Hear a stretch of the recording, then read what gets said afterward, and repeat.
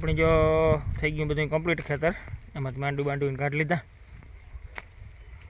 આપણે અહીં કાલે ખેડવાનું હે એના હરિયાર બગીચાવાળાનું.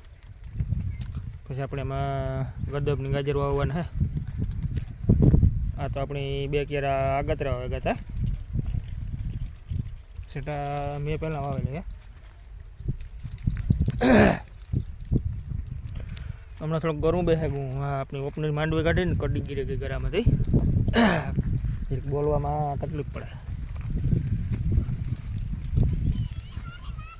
આપણે જો બધી કાલે અમુક કરી નાખીએ ને પ્રમાણે મેળવતો વાવી દઈએ ગદબની ગાજર.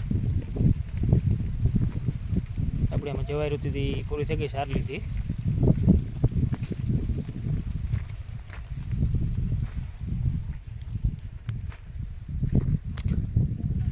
અને આપણી જવાઈ જો કમ્પ્લીટ બધી આવું ગઈ.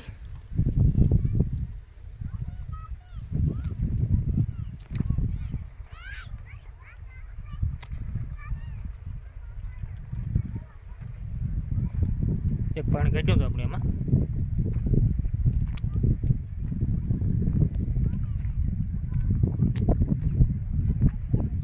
જર્મિનેશન બધું કમ્પ્લીટ આવી ગયું.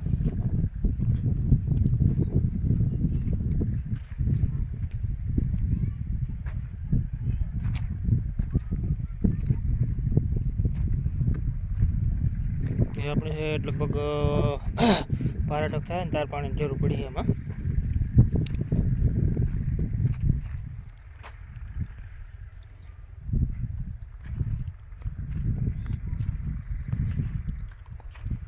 આપણે એટલે કરે છેલ્લા કિયારામાં પાણી નહોતું કાઢ્યું, કાંઈ જોવાય નથી ગયા આપણી પાસે. વિડીયો બનાવીએ ને જોતા આવી જાય ઘરે. લગભગ તો ઉગી ગઈ, કારણ ખેતર લીલું હતું ને એટલે.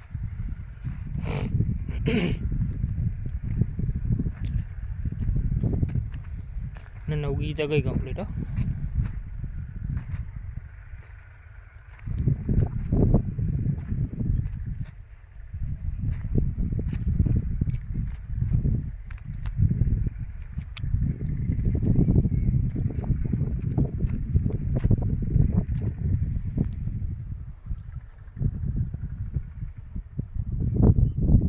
સેટ વાહુરા બાપા મંદિર સુધી એની વાવી દીધી બદલામાં એમાં 7 વીઘાની.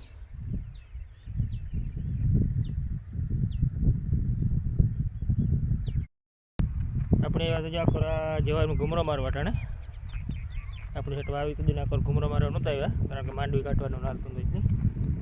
ઉગી ગઈ બધી કમ્પ્લીટ. એક પાણી કાઢ્યું હતું આપણે, કદાચ પાણી ન કાઢ્યું તો ઉગે જાત. તો આપણે ટાયરને સિલાવાળામાં તો કોરી ધૂળ માથે પડે ને તે થોડીક વાર લાગે છે. આપણે પાણી કાઢે કાઢે કમ્પ્લીટ ઉગી જાય. અને આપણી જે આ ક્યારા કીધા ને એ આપણી સોલાપુરી ઢોરની ખવડાવવાના હોય. લગભગ કંઈક 900 રૂપિયાની દોઢ આવી જાય. એ પણ કમ્પ્લીટ ઉગી ગઈ. લીલું સારવા માટે છે 5-6 ક્યારા. બીજું એક મકાઈને ક્યારા કીધા 2. નામાં એટલામાં જે ગજર ગદબ આવવાના હે. એટલે 8 વીઘાનો આપણી ઢોરનો લીલાડો થગવાર. પછી ઓલી કરાય અમુક કરે આવીએ કે ધાણા બાણા કે.